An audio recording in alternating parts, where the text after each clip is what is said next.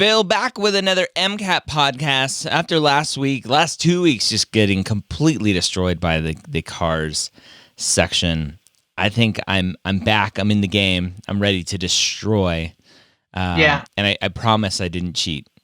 Wink, wink. I didn't cheat. So we're going through Blueprint MCAT Full Length 1, which you get for free by signing up for all of the free goodies that Blueprint has to offer. We'll have a link to that in the show notes. You can click on that and get all this stuff for free. So please tell me that this week is less abstract and more actually concrete.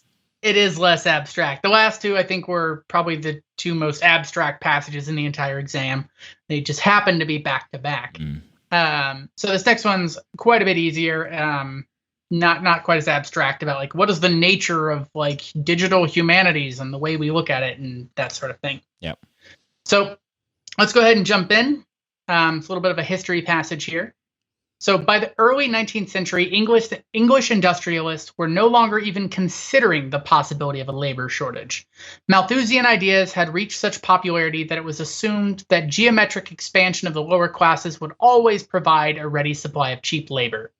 Yet, by the late 1860s and early 1870s, limits on the labor pool began to surface. The labor movement, designed to protect workers' rights, began to alter the texture of the relationship between industrialists and workers in a number of ways that reduced the available labor pool. Child labor laws, reducing the availability of very young workers, trade unions designed to protect workers, and competition from other sources of employment. So just kind of a big picture saying that at the beginning we thought we'd never run out of workers, and then they're like starting to unionize and child labor laws and like, okay, we need more workers. That the industrialists are looking at that. Something I will throw out. So Malthusian like theories is like a quick sidestep. Like the Malthusian view of economic expansion is something that the AAMC requires you to know in the Psych-Soc section. And so I expect that most students should have an idea of what that is. I'm going to talk about it, even though in the cars section, you need to not bring in that outside knowledge. So the Malthusian idea is just that the population will increase exponentially forever until we're all starving to death because there's not enough resources. Sweet. Yeah. And so it's not a lot of sunshine there. Turns out not the case. A lot of societies, their populations will plateau or maybe even drop, like in the case of Japan. Yeah, exactly. But anyway, so we thought at the beginning we'd have an unlimited supply of workers. Turns out that's not the case once you hit like 60s and 70s, the 1860s and 1870s. Yep. So as far as the availability of workers, the labor movement had its largest impact in England through limiting the number of hours a worker could be required to work in a day and eventually in a week. Concern about worker exploitation resulted in the Trade Union Act of 1871, which legalized the formation of unions. Rather than immediately demand increased pay or safer working conditions, the unions first moved to limit working hours. In response, employers began employing round-the-clock shifts for the first time in their production centers. Another associated limitation was the increase in worker pay that allowed more households to survive on a single income. Many young women who had previously worked alongside their husbands in factories began leaving the workforce to bear and raise children. So a lot of things going on here. They have to start doing shifts, and now like that's also going to cut into your worker pool if before the husband and wife both had to work and now only one of them has to work.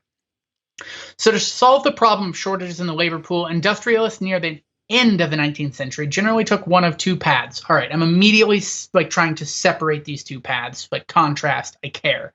So pull these. So increased efficiency or labor pool diversification. The usual diversification path was what we would now call outsourcing, although in the 1890s this meant moving factories out of England to Ireland or Scotland rather than to another continent.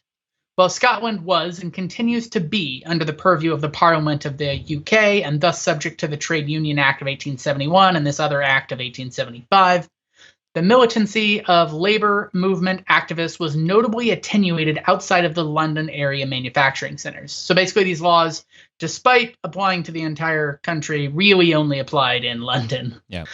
The efficiency path, which is the other side, on the other hand, sought to get the largest possible amount of productivity from each work hour.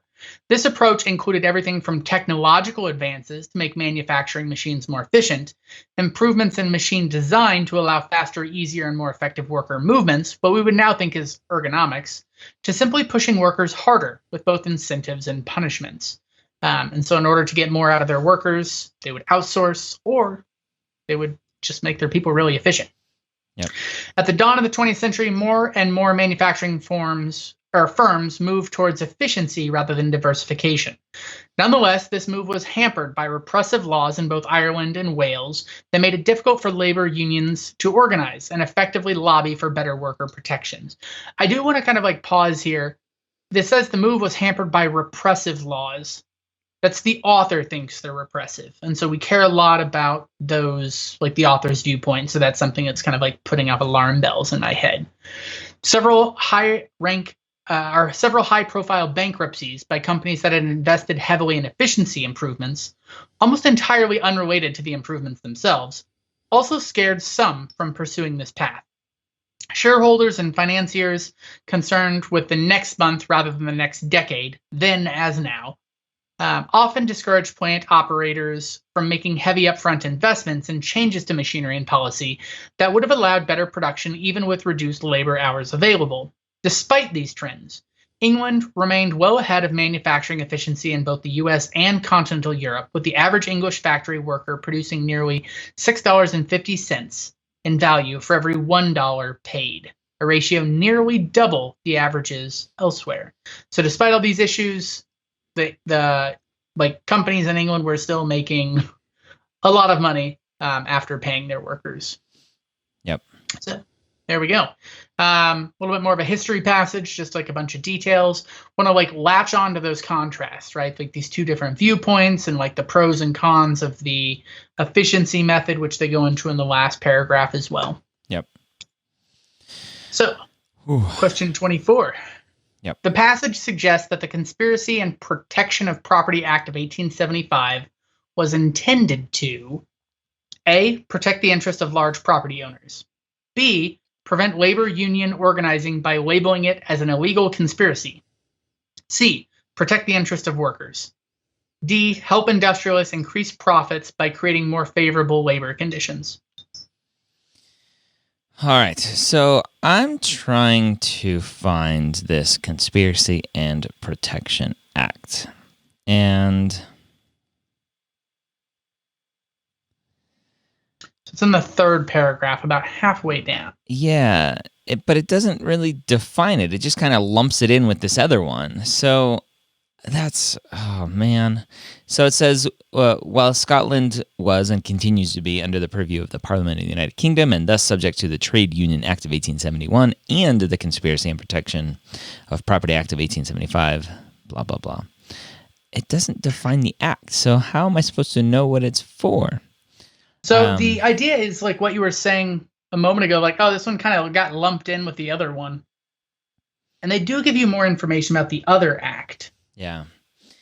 So the Trade Union Act, as I almost fall over standing here, this is how scintillating this passage is. Yeah. So the Trade Union Act of 1871 legalized the formation of unions. That's what it did. And it worked to start the unions moved to limit working hours. Okay. So protect the interests of large property owners. B, prevent labor union organizing by labeling it illegal. Protect the interests of workers, or help industrialists increase profits by creating more favorable labor conditions. So if it's lumping it in with the Trade Union Act, then it's going to be to protect the interests of the workers. Yeah, exactly. The other thing to note is I also feel like A, B, and D are all kind of saying the same thing. Where it's like helping the people who own the companies. Yeah. Right? Prevent unions, protect large property owners, help industrialists.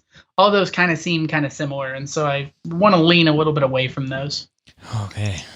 All right. Question 25. Suppose new data were discovered revealing that the average U.S. factory worker actually produced over $7 in value for every $1 paid in wages near the end of the 19th century. This new information would, A, be irrelevant to the author's main discussion, B, undermine the central assumption underpinning the author's argument, C, further strengthen the notion that workers in continental Europe were particularly inefficient. Or D, somewhat undermine the author's point about child labor laws. All right, so D, out the window. There's really nothing there. Yeah. So the question comes to what's really the author's main discussion here? And the author's main discussion was really highlighting, as far as I know, what these companies were doing. They either increased efficiency or diversified their labor pool. And it was using Europe as an example and showing the increased efficiency and highlighting how they were able to increase efficiency by showing that $6.50. So I don't think it really matters. It's just showing, hey, this is just another example of efficiency being rolled out in the U.S. versus Europe. It's not, the author didn't say, oh, Europe was the best in the world at doing this. It just said it was good and better than a lot of places. But Yep. So I'm going to go with A. Yeah. Very good. Yeah, it is A. I mean, there is, like, the last sentence of the passage talks about England remaining well ahead of the U.S., but like this question is about the end of the 19th century, and so by then it might be like maybe that like wasn't still the case. And even in the whole passage is really about just what's going on in England. Like if something went well in, Philadelphia, that doesn't really mean like what's going on in England is any more or less valid. Yeah. Yep. Very good. All right. I'm liking this one better. Yeah. Question 26. Which of the following paths would most likely have pushed manufacturers more strongly towards an efficiency path? A, labor laws in Scotland and Ireland reducing the length of the workday to fewer hours than was permissible in England. B, Irish politicians and lawyers having an increasing tendency to look the other way when confronted with labor law abuses by factory managers. C, a baby boom in the early 19th century, creating a large pool of able-bodied adults in mid to late 16th or 19th century in Scotland. And D, increasing educational attainment by English women in the 19th century, having no effect on overall fertility rate well into the 20th century. So looking at the passage, right, the dichotomy was efficiency versus diversity. Right. And if I want to rephrase the question, it's saying which of these answers would push more towards diversity or efficiency instead of diversity? Right. So answer choice A, labor laws in Scotland and Ireland reducing the length of the workday to fewer hours than was permissible in England. Well, of course you want to be efficient during those reduced hours. But that potentially would also increase the need to diversify and get labor outside of where you are. So I don't know if that is well, they do mention right Scotland and Ireland in the passage. I think it's in this third paragraph. They talked about how the laws really weren't enforced there. Yeah. Well, they were saying the diversification path that is what we would now call outsourcing. Although in the 1890s, this meant moving factories to Ireland or Scotland. Yeah. Yeah. B, Irish politicians and lawyers having an increasing tendency to, quote, look the other way when confronted with labor law abuses by factory managers. And so this is basically saying, okay, we have these laws, we're going to ignore them, so we don't need to be efficient, we can just work our people harder. So yeah, that doesn't seem to be the right answer. C, a baby boom in the early 19th century, creating a large pool of able-bodied adults in mid to late 19th century in Scotland.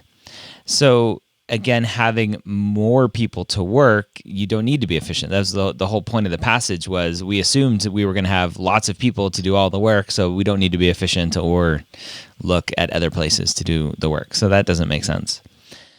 D, increasing educational attainment by English women in the 19th century, having no effect on overall fertility rates until well into the 20th century. I have no idea what that matters in this answer. So B, C, and D don't seem like the right answers. A, I don't really understand it, but that's the answer I'm going to give. Yeah. So the idea is we were diversifying by pushing people to Ireland or Scotland. And if all of a sudden Ireland and Scotland had the same or even worse working laws, then like I don't want to send my people there to work because that doesn't help. That's why I had them leave England and go to Scotland, is because I was able to do all the illegal stuff there with my workers. And so if all of a sudden Scotland and Ireland don't allow that either, then why am I outsourcing? That seems like a waste of time and energy. So I can't do the diversification path, which means I have to do the efficiency path in that case. Yeah, the way that I was reading this answer, I think, and maybe it'll be common for students, is I wasn't even thinking about England anymore and what they're doing to Scotland and Ireland. I'm just thinking about Scotland and Ireland, going, okay, we're in Scotland and Ireland, labor laws are changing. Are they going to want to be more efficient, or are they going to want to outsource? Yeah, I gotcha. You were thinking about like from their perspective instead of the English perspective. Yeah. All right, question 27. Is it me? Yeah, I think so. Okay. The passage most strongly implies which of the following? A, before the increases in efficiency at the turn of the 20th century, the average English worker was less productive than her American or European counterparts. B, prior to 1871, an English worker could face legal sanctions, fines, imprisonment, etc., for trying to organize a labor union. C, the majority of new factories set up in England and Ireland between 1850 and 1900 were set up by English owners seeking more favorable labor conditions. Or D, prior to 1871, factories owners only ever utilized a single shift of workers. So the passage most strongly implies. So I'm going to start with D because there was a part where it talked about this multiple shift thing. Where was that? No, it's in the second paragraph. Yeah, that's where I'm at now. So after this Trade Union Act, in response, employers began employing around-the-clock shifts for the first time in their production centers. And so prior to 1871, which is when this the Trade Union Act became into being, factory owners only ever utilized a single shift of workers. So that seems true. But is that what the question is asking? Most strongly implies. Okay, so that one seems true, so I'm gonna keep that there. Before the increases in efficiency at the turn of the 20th century, the average English worker was less productive than her American or European counterparts. I don't think it ever really talked about that. It just talked about right now, with all of these efficiencies, Europe is doing great, or England is doing great. So I'm not going to pick that one. Prior to 1871, an English worker could face legal sanctions for trying to organize a labor union. I don't know if it ever said what the worker could face, other than in 1871, this law was passed to allow unions. So I'm not going to pick that one. C, the majority of new factories set up in England, in Scotland and Ireland between 1850 and 1900 were set up by English owners seeking more favorable labor conditions. I think we just know, unfortunately, in capitalistic societies, the majority of owners are never trying to do anything for the labor. So, So C is just always going to be false, unfortunately. So D, I think, is the right answer. Yeah. So I love how you went through that. The thing is, there's something about D that immediately I like makes me run in the other direction, and that's the only ever. Only ever. That extreme language. Yeah. So they could have had, like let's say during Christmas one year somebody had a double shift, right? And then all of a sudden D doesn't work, and so D's are really extreme answers saying that they could only have ever done this. But it did say for the first time in their production centers. Yeah. So for the first times they would do like round the clock shifts. You still could have had like a double shift at some point at once, like at one time in the history of whatever. Okay. The correct answer here is actually going to be B, which is something that you latched onto as well, where it says that they legalized the formation of unions. And so if B said an English worker would face legal sanctions, I don't like that as much. but could. That's a lot less extreme. That's very kind of like empty, wishy-washy thing.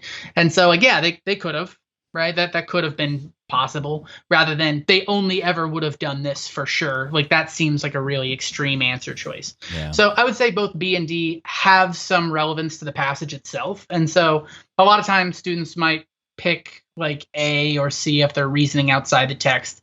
And so if you're reasoning using the text, B and D feel right. B is less extreme.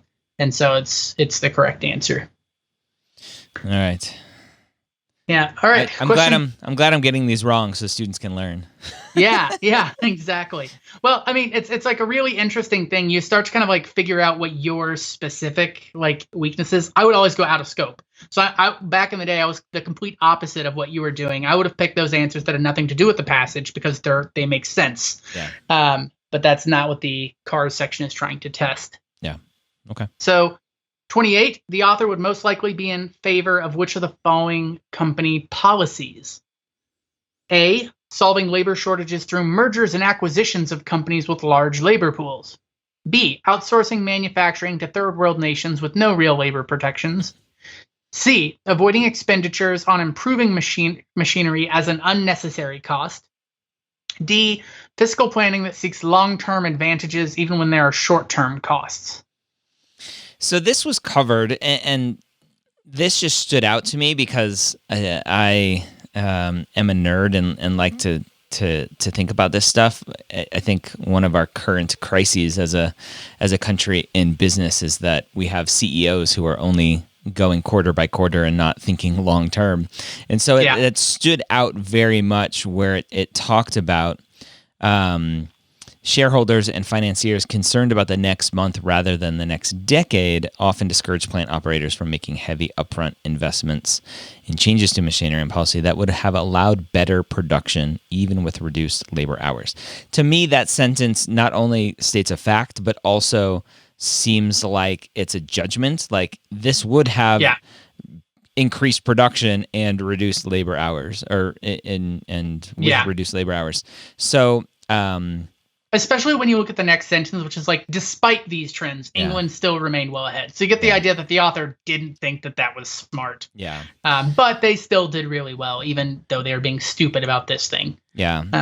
And so answer choice D stands out. Fiscal planning that seeks long-term advantages, even when there are short-term costs. I think the author is saying like that should be the priority. It's not, but it should be. So I think that would be the answer. And again, it only stood out because I have this background knowledge, which unfortunately a lot of students may not understand. And so that sentence may not have stood out as much, but I don't even know if it's the right answer, but that's what stood out to me. Yeah, no, that's the right answer for the right exact spot you were talking about. The author doesn't give much opinion in the passage, but they do give it there. Yeah. Saying, like we did this, and despite these, we still were able to be very productive. Note that last paragraph is really the only time where they talk about this. They also mention the like repressive laws that made it difficult to form labor unions. So the author here is pro-union. Yeah. But given that last paragraph, and so the correct answer is D. All right. Got one. Yay. Yeah. Question 29. Which of the following assertions is inconsistent with the facts as presented in the passage? So this is one of those, which of the following, except, right? Yes. Type questions. We have to be careful of these traps here. So A, most upper class English citizens in the 19th century favored diversification as a means of coping with labor shortages. B, political movements designed to protect workers' rights had the effect of limiting the available labor pool. C, with increases in globalization, outsourcing has become a standard means of increasing available labor in the 21st century. D, for the last century, Scotland has had its own devolved parliament which both permits and requires it to pass all of its own laws. Answer choice D, I don't know where it talked about at all, anywhere in here, about Scotland having its own devolved parliament. So they do talk about Scotland in like the third paragraph. Yeah. It's also one like I definitely would bring in my own outside knowledge on this thing. And I have to like fight that urge. I don't know. Okay, so it just talks about while Scotland was and continues to be under the purview of the Parliament, the militancy of labor movement activists was notably attenuated outside of London area. But I don't know if that talked about requiring it to pass its own laws and all that stuff. So I'm gonna skip that one because I don't really know. I think there's a beginning portion of that sentence, actually. Where is that? So like, while Scotland was and continues to be under the purview of the Parliament of the UK. Yep. That's the part I just read. Yep, sorry. Just like the first part of that sentence. I feel like that's showing that like Scotland exists under the Parliament of the UK. And doesn't have its own devolved parliament. Yeah, they don't have their own parliament. So that would be inconsistent. Yeah. Is that the answer? It's like, it doesn't make sense, so that's the answer. Yeah, this makes no sense. Wait, that makes it right. Yeah, because that's inconsistent with the passage. Scotland doesn't have its own parliament. Okay. It uses the UK's parliament. Yeah. And so you like immediately went to like the correct answer for that one. Yeah. But if you look at like most upper class English citizens in the 19th century, and the first sentence of the last paragraph says the dawn of the 20th century, more and more were moving towards efficiency, which means before they were doing diversification. B, political movements designed to protect workers' rights had the effect of limiting the available labor pool. That's the entire second paragraph. Yep. Kind of led to these issues. C, with increased globalization, outsourcing has become a standard means of increasing available labor. They actually mention in the third paragraph the usual diversification path was what we would now call outsourcing, which means that, that's a thing now. We call it outsourcing. And so A, B, and C are all consistent with the passage. D doesn't make any sense because Scotland doesn't have its own parliament. So that's the correct answer. Yeah, last passage. I feel like that one, you definitely preferred that one to the previous one. Not quite as brutal. Not quite as brutal. Like the topic, like abstract. Yeah, I was able to follow along a little bit more. I didn't get all the questions right still, but that's the whole point of CARS is reading word by word by word and understanding everything that's being asked of you. And so even like this constant being careful. As well. This last question, I was thrown off with. I knew, right? Scotland is under England. And so this question or answer choice D, I'm like, Scotland has its own devolved parliament. I'm like, that just doesn't make sense. But I wasn't getting, it doesn't make sense with, that's the whole point of the question. Which one of these is inconsistent? Right. And so I was stuck there with that. And so that happens especially when the answer choices are kind of complex, when students get like sucked into the answer choices and they're like debating and they kind of forgot what the question was overall.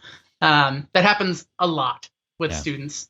And it's definitely something you have to kind of like learn to get over. Other than that, obviously like being really careful with that like extreme language where if you have something that could be true versus must be true, I don't like must. I don't like always. I don't like never, unless the passage itself has that extreme view. Something like something could happen, that's way easier. Or something might happen, that's a lot easier to pick as an answer choice. And that's something you like definitely learn over time. You see enough passages. Like the moment you see must or only, I just immediately like, don't like it, leaning away.